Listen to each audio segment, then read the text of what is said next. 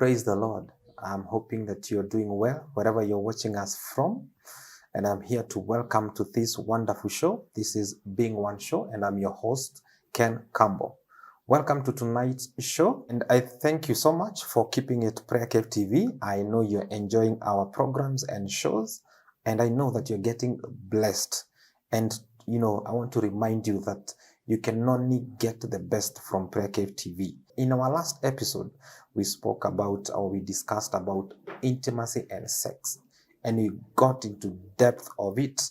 I remember us differentiating intimacy and sex, and we got into levels where we had to get into a topic that we also called atmospheres, an atmosphere that surrounds intimacy and sex. And I want us to get a recap of that so that we can be able to get to the next level. But before that, I want to invite my guest tonight so that she may come and greet us and tell us how she has been since we last spoke, or rather the last time we were here.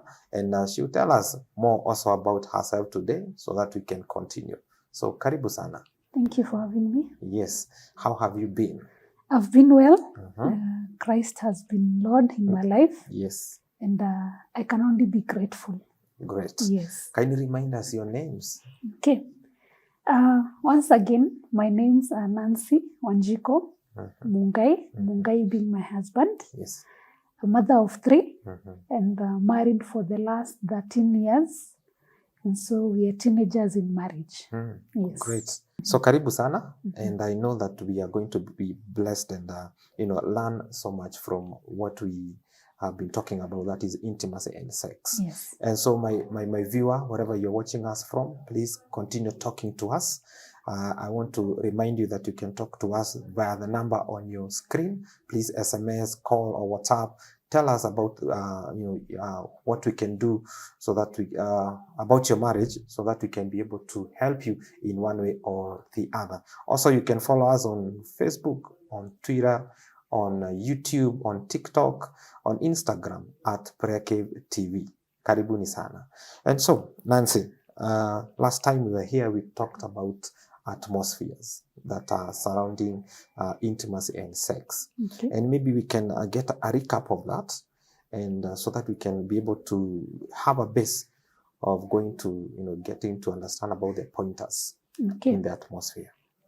So for the viewer who is joining us right now, maybe they didn't watch the last episode, of which I would encourage them to go to YouTube and watch it.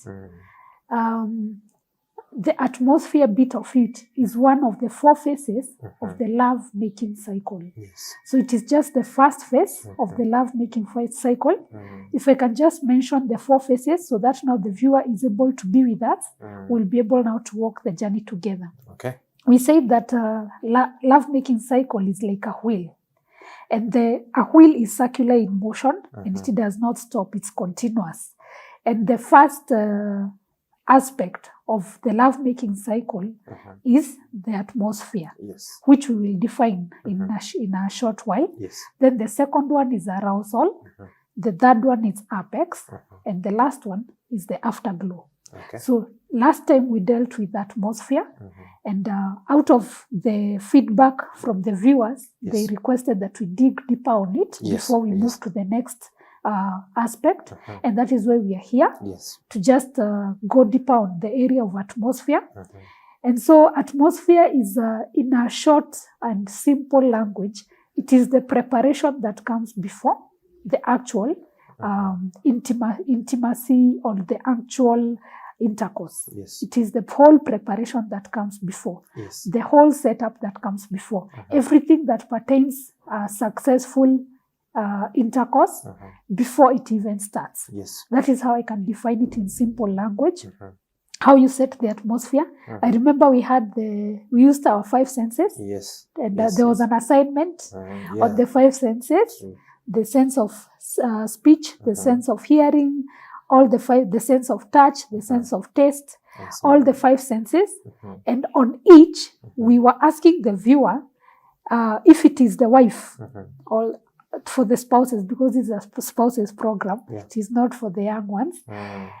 For the wife to identify out of each of the 5 senses, what she likes, the do's and the don'ts. Yes. She makes a list of the do's and the don'ts. Yes. So we said if it is the area of the sight, what she should love to see. Yes. Does she love flowers before?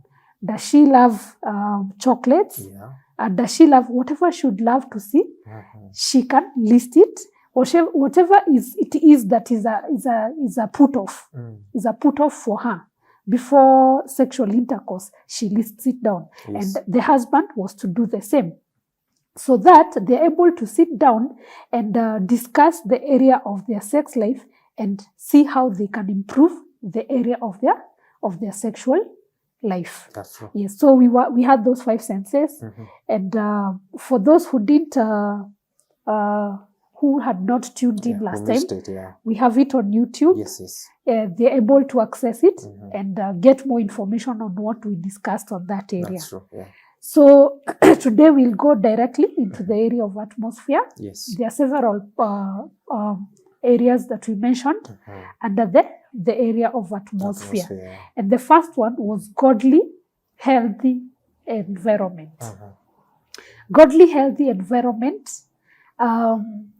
When it comes to the psychology of a man and the psychology of a woman, the psychologies are different. Yeah. We work differently, we think differently, and God is the one who created us differently. That's true. You see, for a man, anytime, anywhere, even in the garden, is still a place for him to get satisfied. As long as he has his wife there and he's in need, he can just swing along and he gets satisfied. But we said that for a woman, it's a different case scenario because women are more affected by the environment of what is surrounding them, and it can affect their performance. It can affect the way they will be receptive to their spouse, even during the intercourse. That's true. And we pointed a few things. We pointed the next door. We said that if they're in the bedroom, then there are visitors in the sitting room, the wife will start thinking that, oh, the visitors can hear us. Yeah. And so out of that distraction alone, or even the because kids.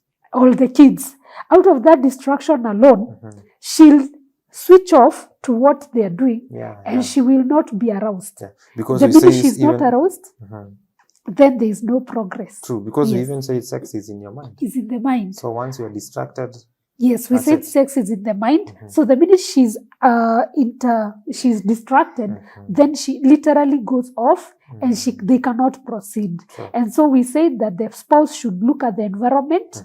If they live in a single room where they have neighbors, you know, there are some plots where you don't have a choice. That is where hapo ndio mfuko imefika. And that tuseme uhame, you push yourself beyond limits just because of that.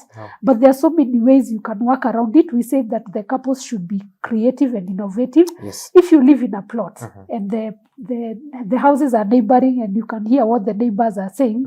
So if you can hear what the neighbors are saying at the comfort of your house or at the comfort of your room, then just also know that they can also hear what you're doing. Together with your wife. And so out of that, you can be creative. You can try to either play around with time, maybe the time when the neighbors are away, if there is any time of that nature, especially for people who work at night. During the day they are at home. That's so true. Those ones can, maybe the wife is a housewife, and then the husband works during the night shift. You can play around that well, because during the day the children are in school and during the day the neighbors are at work. Yes. So you can play around with that. Just get creative. Or even, if there's or even play around with music. Yeah, so even put distract them with music. Bursting music.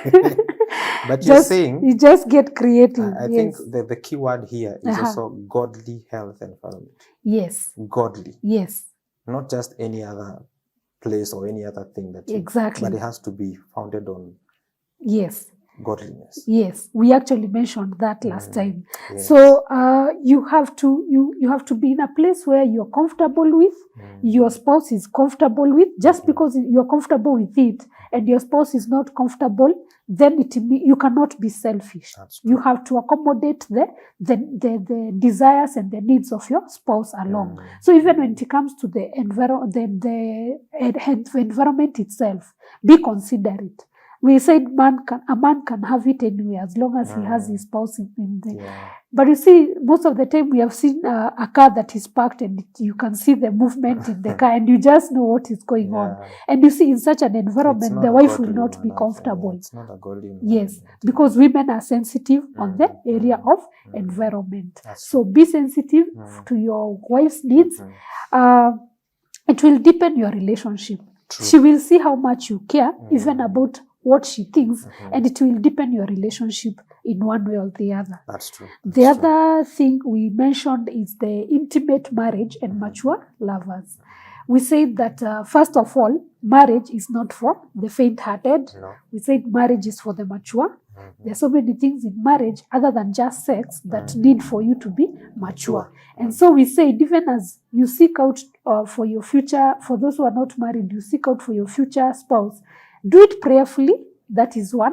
Again, you have to get somebody who is mature. That's because true. If you get a child and then you go home and after you've married the person, they'll not be willing to accommodate the area of intercourse. Remember, when we are small girls, we used to be told by our parents that sex is bad. You see, but it's until now it gets to the level of maturity where now you get married. And now, during that time is when you're being told that sex is good in the context of, within the context of marriage. Yeah. So it takes time for that little girl to adjust psychologically and to now accommodate what she used to be told is bad is now good within the context of marriage. Yes. So if you marry somebody who is mature, they don't have the time to actually accommodate. And then you take them home and you're expecting them to switch from what they knew to what you're telling them now, because nobody else has ever told them, then it means that you're going to have experienced a difficult marriage in the first years of your marriage. Yes. And it will only take counseling, it will only take mentors for your wife to now adjust and accommodate the area of sex with the context of marriage. That's so that is why maturity is very important. Yeah. The other thing we said, still in the area of atmosphere, the other thing we said is about privacy. And we said that just the two of you, if you have children, you create extra effort to acquire privacy. How you can do it, get creative. We all live in different environments. We all live in different neighborhoods.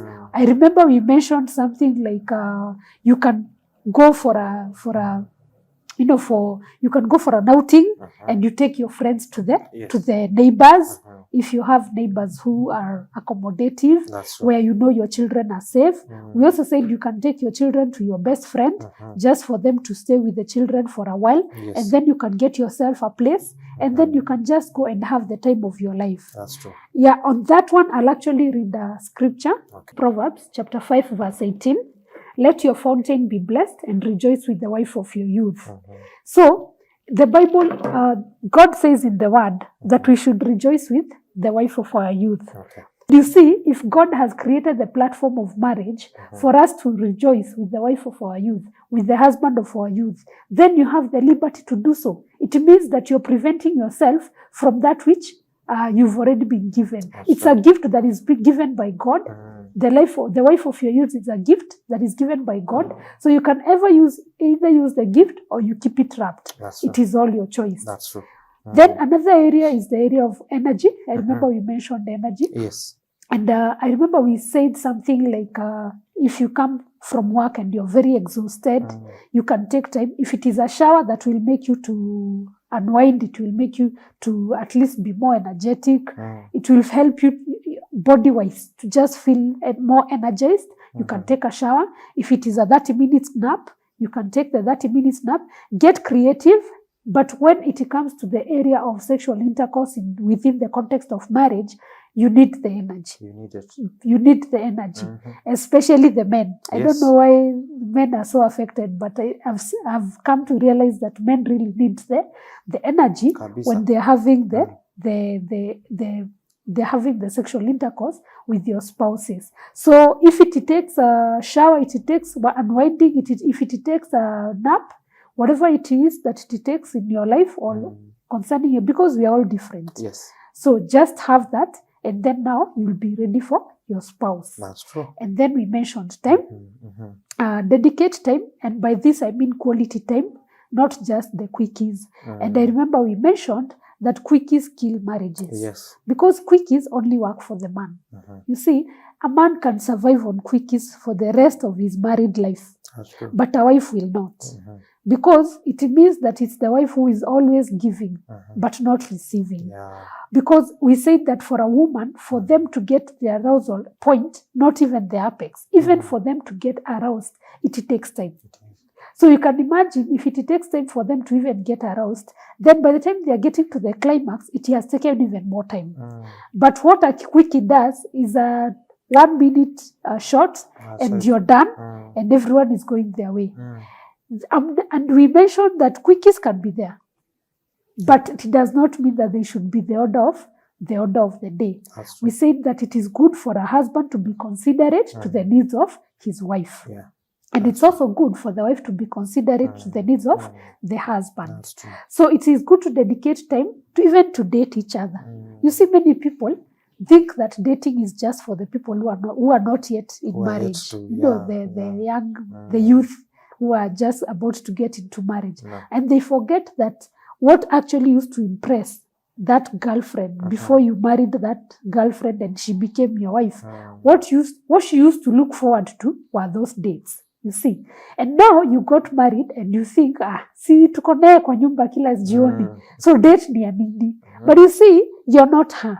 You're trying to convert her thoughts to conform with what you feel is okay and comfortable for you. You're not being accommodative to her needs. True. If those dates she used to look forward to them, it means that she did not stop looking forward to them when you got married. True. Yes. So one of these days we are going to talk about that. We're going to talk about dating in marriage. Dating in marriage. In detail. So in that details we now. can, also let them know. Yes. I know of a person who is in marriage for 35 years and they still do those things. They still go out for dates. For dating. 35 years. Yes. Na hapa tuko na 1 year ama 2 years na tulimaliza hiyo story.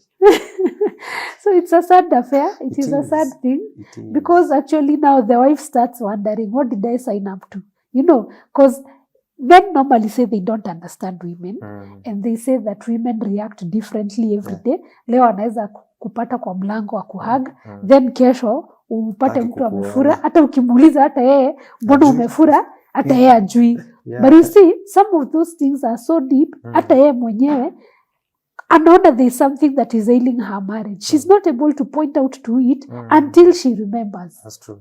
And then that's when one day she'll remember, by the way, she used to be taken for dates. What happened? Now that I said yes, I do. Everything looks like it changed. Did I sign up for the wrong thing? And you see, she feels cheated. She feels like she signed up for something or to somebody who did not care about her in the first place. True. So in the entire life of marriage, if there's one desire that a woman will always want to see, is that her husband still loves her the way he used to love her even before he married her. That's true. Anything short of that, a woman will feel cheated. Or maybe interpret otherwise. Yes, or interpret otherwise. Exactly. Yeah. Yes. So the next point is... but the issue of dating, we will definitely make an episode for that. Okay. Because we really want to, help even they that are in 60 years in marriage. Actually, we might even find somebody here to come and tell us how it's working on their end. Yes. Because we really need to bring out that atmosphere back. Because I'm also thinking dating is also another way of getting to understand that person you're saying that you do not understand them anymore. Yes. Another thing that the one person told me is that the reason why they go for a date is because there are some things that they cannot talk in their in the home. Context of their home. Yeah, but they cannot go somewhere else. The both of them only to talk about those issues. Very true. And when you look at their marriage, it's really blossoming. It's really looking good. because of such things. I remember there's a time that we organized in church. There's a time we organized for a couple's dinner date, and it was in one of the 3-star hotels in within the area of Kiambu, and actually the turnout was really impressive. Very many couples, even from outside church, they signed up for it and they paid for it, and they showed up. And I remember there's one couple, and I'll mention this because they are friends. They are my friends. They are our friends, but I will hold the names. Okay. The lady said that she's very happy with the fellowship, with the couple's fellowship in church, because out of the number of years they have been married, more than 15 years. At that time, that was the first date that the husband ever took out to. And so what we are saying is actually true. It is happening out there. Men are marrying women or wives, and they are keeping them in the house on the notion that, see, I see you every day. Only what is there that we are discussing in the house that we cannot discuss in the house. The food that we are going to eat out there we have it here. We have it here. It's even cheaper when we cook it instead of ordering. They don't see the reason why. So they see. And that is where we are actually saying that the reasoning of a man is so different from the reasoning of a woman. And the minute you accommodate that as a man, the minute you accommodate that your wife loves roses, the minute you accommodate that your wife loves chocolates, the minute you accommodate that your wife loves to be massaged, and anything that she tells you, I love this, I love that, and you've been ignoring. Maybe she said it once or twice and she realized you have ignored her. And so she decided that, so why even the need to continue saying, I love this, I love that, because it's falling on deaf ears. You see, everything you've ignored would have built your marriage. And you see, at this point, you're not enjoying your marriage because you never listened to the only partner that God gave you. True. You see, True. So it is important. It may not make a lot of sense to you, but if it makes sense to your wife, do it for her sake. That's true. That way, you will brighten her eyes. You will brighten the future of your marriage, and your marriage will become blissful. True. So it is very important. You see, like there's a couple I normally tell, if your wife loves massage, and you tell her, I'll pay for you for a massage spa, she did not want the massage from the massage spa because she would have gone and paid for it. Yeah. She wanted to enjoy massage from her own spouse, from her own husband. So you better go yourself and go to the supermarket, get that massage oil. If you need training on, she'll just tell you, unanichuna. Until the time you'll get to learn how to do the massage bila kuchuna, you just do it for the sake of her. Because life is to be enjoyed. Marriage is to be enjoyed. You just read it on the scripture that you enjoy the wife of your youth. You see? Yeah. And so, as you enjoy the wife of your youth, let her also enjoy you as her partner. Because if you make the life miserable for her as your partner, you're also going to have a very miserable life. That's true. Yes. And we are not saying that it's only men who should take initiative. Their husband, their wives for a date. Exactly. Even the other way around should happen, yeah? Yes, even it's the actually, wives. It's sweeter the other way around. It is sweeter. It is sweeter either way. Yeah. But remember, we are the same people who maybe are giving the same money. We will pay. But they called us for the dates. So it's very important. Actually, to correct you, you're not the one paying. The minute you married her, your money became hers. So we became the money is for both of you. Whether you are the one who is earning it and she's staying in the house with the kids, at the end of the day, the money you earn is for both of you. So she has the right to take you out for a date and ask for the money and pay for it. Yeah. And I'm saying this. I'm saying this because I know we'll have time to talk about dating in marriage. But we are really talking about dating in marriage in the context of, creating an atmosphere. Exactly. And according to what you're telling us, I'm getting that it is each spouse to do that duty of creating an atmosphere. It is not just a one-sided thing. Yes. It's for the man or the husband to do it, and also the same thing can happen from the wife. Yes. That they create an atmosphere Yes. that will be suitable Yes. for both of us. Exactly. I think that's the position where marriage now becomes selfless. Mm-hmm. You're not thinking about yourself, but the other person. How am I going to satisfy the other person? Mm-hmm. How am I going to, make sure that this person enjoys our marriage? And vice versa. The other person thinks the same thing. Mm-hmm. And out of that, you'll find both of you trying to, create this atmosphere or those atmospheres Mm-hmm. for you to have, a good time together. Mm-hmm. Otherwise, I'm thinking, and Yes. I know you'll correct me, Mm-hmm. if it's a one-sided thing, then it will die very soon. You'll get tired. It will die If very it is soon. one-sided, the partner will get tired, Mm-hmm. and it will die a natural death. A natural death. Yeah. Sooner rather than later. That's And that is why it needs to be the effort of both. Mm-hmm. Yes. So that creating this atmosphere is very important. Yes. It is very important. And before even we get to a close of this part one, Mm-hmm. I'm in my mind, I'm picturing, and I always love to ask this question because, we are talking also to people who are Christians, people who are in church, Mm-hmm. people who are born again, and people who speak in tongues, people who are spirit-filled. And my question would go like this. Are we so much spirit-filled that we are forgetting our homes? I'm using spirit-filled in quotes because being spirit-filled is one of the best things that you can have in life. But are we forgetting our homes? Are we forgetting our husbands and our wives? It is actually, remember that marriage is ordered by God. And so when we take the spiritual life out of marriage, we kill it. True. But again, we have to create a balance in every aspect of our lives. You have to create a balance between your relationship with God. That one is the first priority, even in life, even biblically. Your relationship with God it comes before anything else or anyone else. And then secondly, your relationship with your spouse is the second one. And then from there trickles to the children, and then ministry and career. In that order. Okay.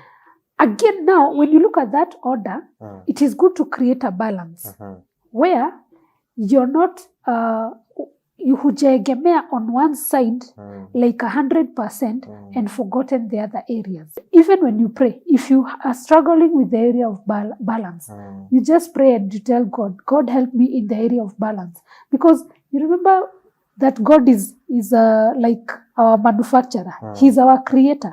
If you manufactured something and if the person who manufactured Ford is actually called Ford, and so if you give Ford the vehicle and it is faulty, he's able to fix it because he's the one who actually came up with the whole design and everything. And so the same way, if you're having a challenge with the area of balance, you just pray and make it a prayer item and tell God, God help me on the area of balance. And with time, you actually realize that you're able to start balancing.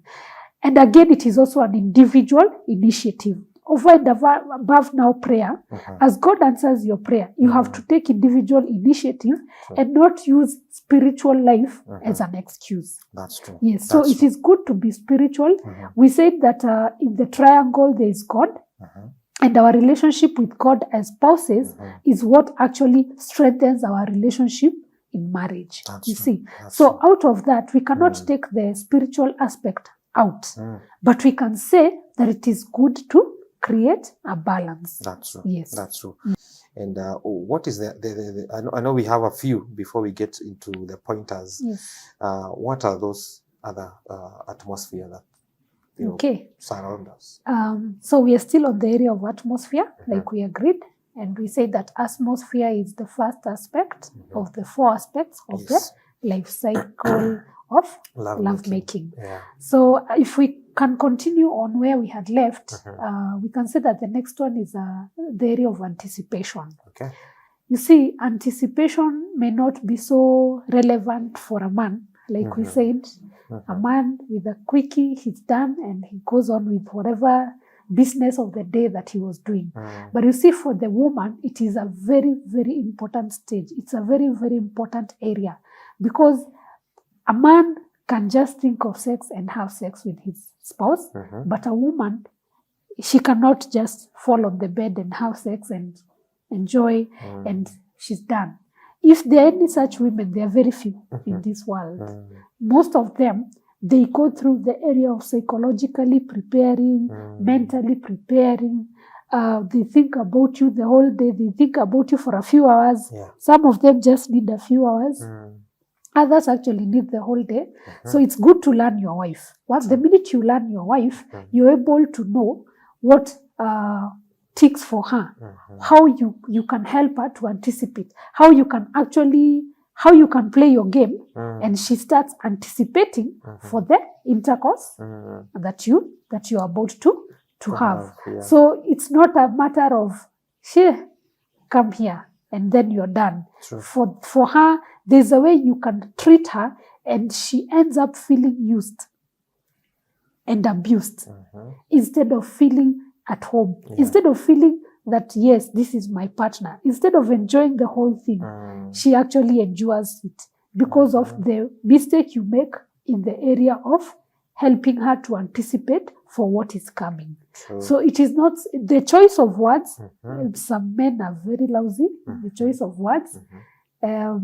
And they need, that's why we have mentors to mentor you on how the choice of words that you use, because there's some choice of words that actually make the spouse or the wife to shut. Yeah. You are thinking you are actually using the right words, but they are a put off. So they put her off, she shuts off, and the next thing she's resistant. Yeah. The minute she becomes resistant, where will you go? True. And like we mentioned last time, you cannot force your way. No, you can't. We mentioned about abuse, sexual abuse in marriage. And we said the definition of sexual abuse or sexual rape in marriage is the intercourse where one partner has forced themselves on the other without the consent of yes. the other. Yes. And we say that some people actually hide under the word of God that says that your body belongs to me and my body belongs to you. And we said over and above, my body belongs to my spouse and my spouse body is belonging to me. The area of consent is very important because that is not the end of life. You cannot abuse somebody today. You cannot force your way on somebody today and expect that there will be peace in that home. So it is very good to help you, especially the wives. They're the ones who need to anticipate for what is coming ahead, prepare them, learn their love language.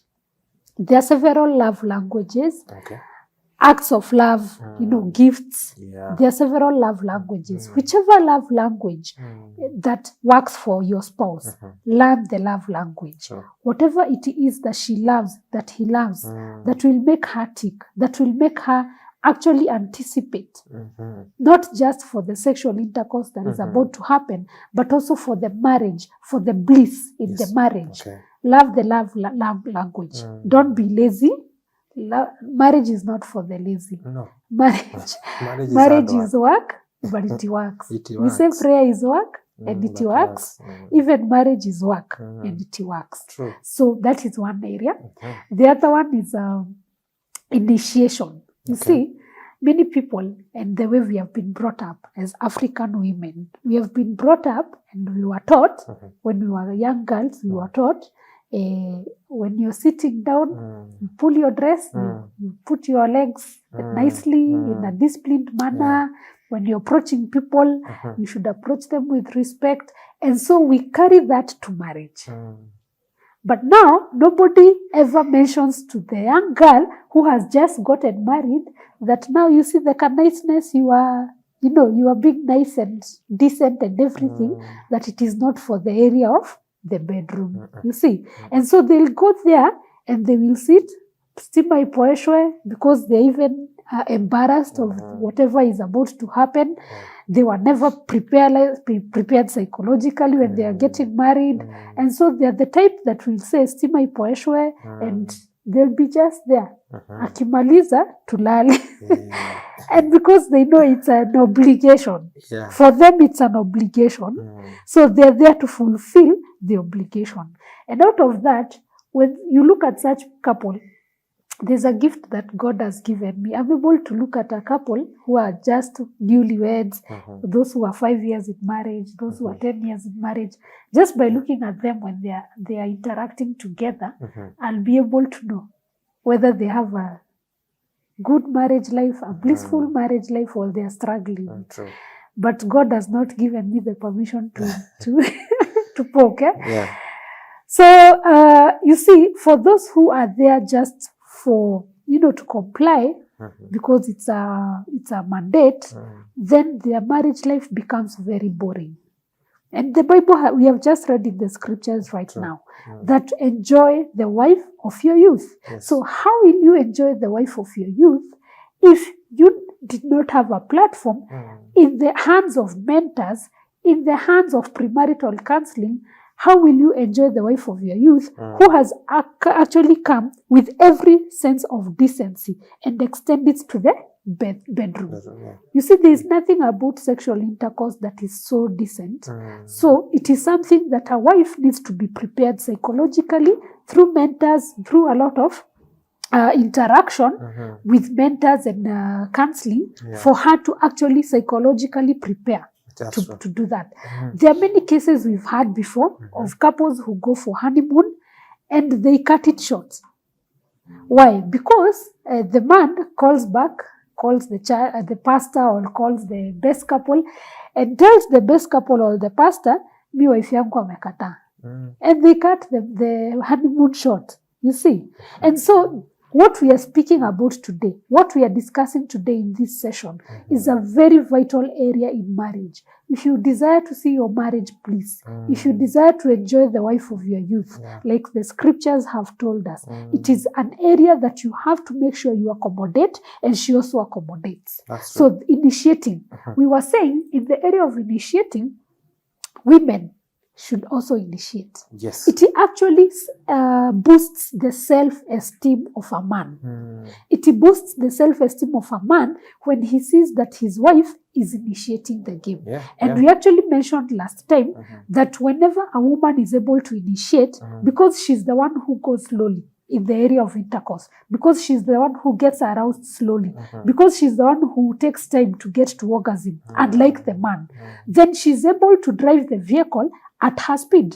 And so she's able to arrive at the destination even before the man arrives. But the other way around, she will always complain that my man does not know how to perform. My man is not good in bed. Lakini wewe ndio umekataa kufanya nini? To initiate, you see. So it boosts the ego of the man, the self-esteem, sorry. It boosts the self-esteem of the husband when the wife initiates. And again, she's able to drive the speed at which she'll be able to arrive at the destination and she'll enjoy it. That's true. Yes. So anything below that, anything short of that, they will not be able to enjoy marriage. That's and true. Again, there is also the area of mutual consent. We've discussed that. Yes. But I can just mention it in passing. We said you cannot force your way to your spouse. You cannot force your way to your spouse. And I said last time that I was watching a certain pastor and he was saying that sexual rape exists in marriage. You know, and he was explaining and saying that the minute a man forces his way into his wife, then he is raping her, even if it is in the context of marriage. Many people may debate. Many people, even after this, we may even get comments. How can that be? But in reality, there is no consent. What is, if you define rape in simple terms, it is sexual intercourse without consent. Purely and simply. And I remember giving an example, which I've given severally on these episodes. I remember giving an example of a wedding. And since this man had waited for the lifetime, and now they have said, I do. And he does not see the need to wait until they go for honeymoon. So during the reception, you know, the way people go for, what is it called? Photo shoot, For photo shoot, he gets his wife into a room and he forces himself for a quickie. And then his wife, first of all, was not ready. Yeah. He did not prepare her. Yeah. He did not go through the stages that we are talking about. And so when he forced his way, he tore her. She got torn.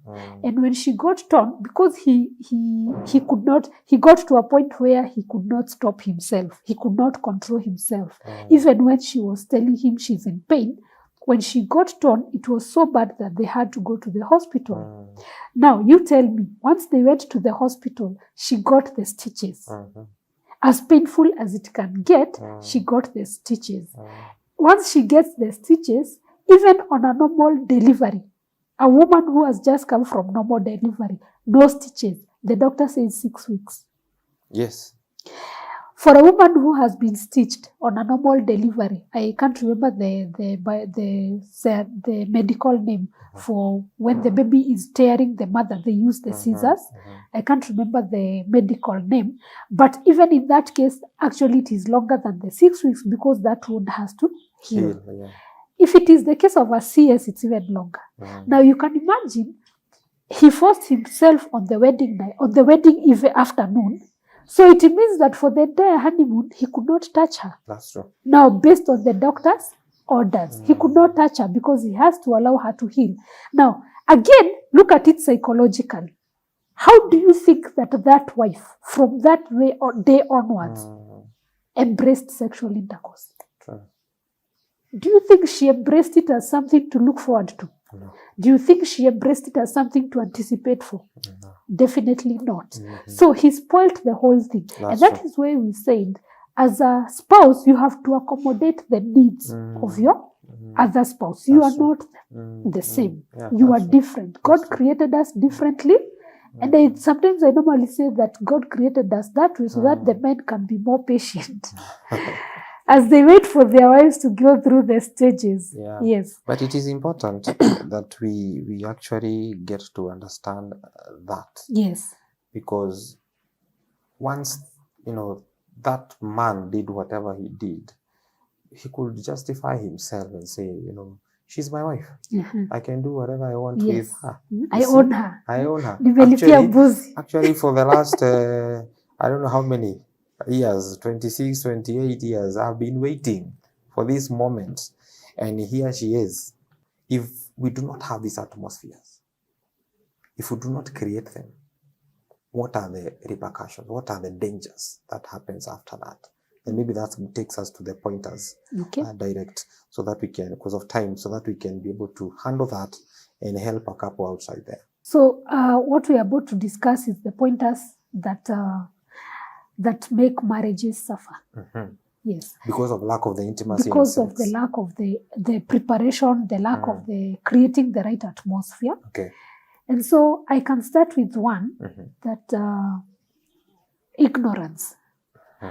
Ignorance on the basis of you do not take into consideration the past of your spouse. Maybe in the past, your spouse went through sexual abuse. Okay. Maybe in the past, your spouse was addicted to porn and those kind of things. And so their reasoning has been affected before you got married. On the area of sexual abuse, it is really serious because for a spouse who was sexually abused, and this time it is across the board. It could be the man, it could be the lady, because we have also had cases of where the man has been abused.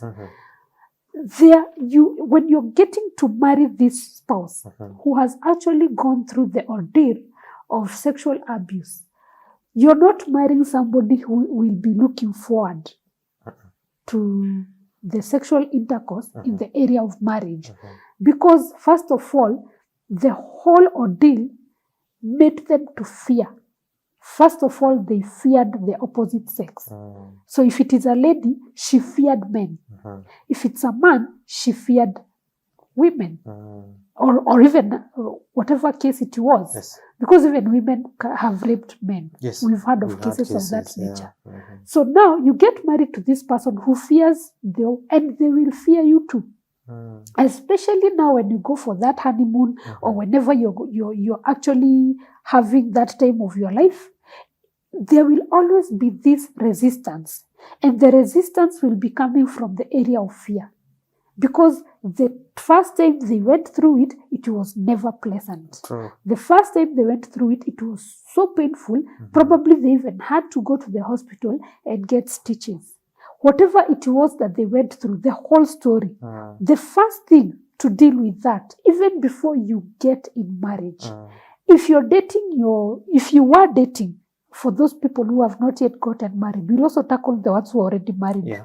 For those who have not yet married, the first thing is to take your spouse for counseling. Let them go through counseling so that they are able to now accept and now start to heal from whatever happened to them. Yeah. Because if you jump that section, then the minute you get in marriage, your marriage is going to be on the rocks. I can assure you. Because you are not the one who did it. But whoever did it was a man like you. Whoever did it was a woman like you. And so from that area, they will not be receptive.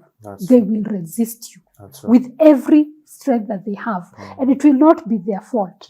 It will be the fault of the trauma that they went through when they went through that ordeal. So the first approach is counseling. Now, for those who are already married, and you've been wondering why your wife has been resisting you, you've been wondering why your husband has been resisting you, and then you've sat down on the date we were talking about, and that is the only time now she has opened up, and she has told you, when I was a small girl, when I was a small boy, I went through this and that. Yours is to now encourage your spouse to actually seek help. And seeking help, we mean the same level of counseling. Let them go through counseling from a professional counseling psychologist who will be able to now take them from, you see, as what a counseling psychologist does is to relive the moment. They take you back to the moment and they make it fresh in your mind. So that now the freshness in the mind is able to make you relive the moment. And the minute you relive the moment, you speak about it, and they encourage you to actually speak it out and speak it out. And now that is the only time the healing starts. Let me explain what I've just said. We said that a wound that is having infection has to be opened up. Yes. For it to be cleaned by the medic, and then it is disinfected, and that is the only time it can be closed and it will heal. So psychologically speaking, that is exactly what a counseling psychologist does. They open up the wound again. It becomes fresh so that they're able to help you relive the moment. When you relive the moment, you're able to have your psychology experience what you experienced that time. That is where you see that people go for counseling and they actually cry. Because they are being made to relieve them. There is no other way that wound, psychological wound, will heal unless it is opened up and accepted, and now the healing process starts. So that is the only way you can help your spouse. Take them for the counseling or with a professional counseling psychologist so that they are able to be helped. And that is the only time now they'll be able, and you have to be very patient with them because it's not an event that will take one day. It's not an event that will take a short period. By the time they get completely psychologically healed, so that now they're able to embrace you as the spouse, it will take time. So that is one. Let me, before even you get to the second one, there's a question in my mind, and I'm thinking, what happens with these people who get into marriage with the reason of, I'm getting into marriage for sex? What happens when the moments come and it cannot happen? What happens to this marriage? Actually, you have just pointed out my second point. Okay. So, like he has mentioned, that is actually my second point, whereby you're not making your marriage sacred. You see, marriage is sacred. It was marriage. God never initiated marriage just for sex. No. Sex was just one of the aspects of enjoying the wife of your youth. Like we have read in the scripture, it was not the only aspect of marriage. There is more that God was looking at when he created marriage than just the area of sexual intercourse, than just the area of the enjoying the wife of your youth. And you see, most people who get into marriage with that notion, they are the same people you hear out there using this cliche that says, hauwezi kula ugali na skuma for the rest of your life. They are the same people because they got into marriage with the wrong reasons. Like we've given an example before. A woman who married you because you're wealthy, the day you ever declared bankrupt, that is the end of your marriage. That's true. You see? So for the person who got married purely and only for sexual fulfillment, if they don't get it, they'll find it somewhere else. They'll find it somewhere else. And let's even make it to go a notch higher. Let's even say they get it in the marriage context. But we also said last time that there is waiting in marriage. True. Remember, when we were saying that maybe at times you can see that your wife can get, when you can conceive, and then when your wife starts the clinics, they're called prenatal clinics, yes. The doctor realizes that there's something wrong with the pregnancy. Maybe it's a low-lying placenta, maybe it is all those conditions that are medical, which we may not have the time to get into.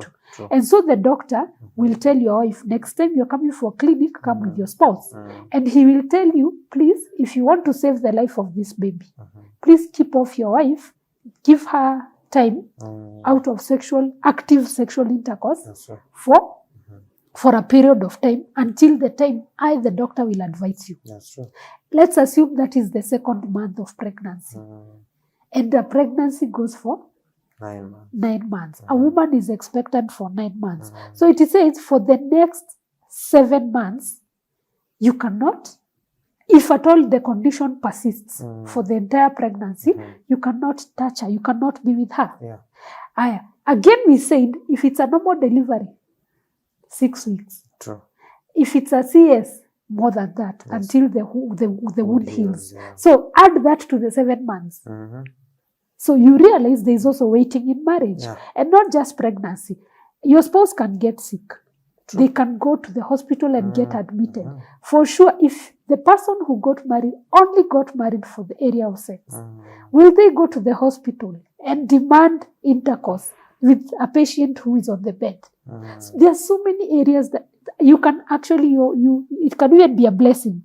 Let the viewer not say that I'm not looking at the positive side. It can be a blessing. Your spouse can get a green card and go. And then for the next 1 year, as he prepares to have his or her family overseas, you're waiting. True. Or they get a green card and they go there and it takes longer than the 6 months that you had psychologically prepared to be away from each other. You see?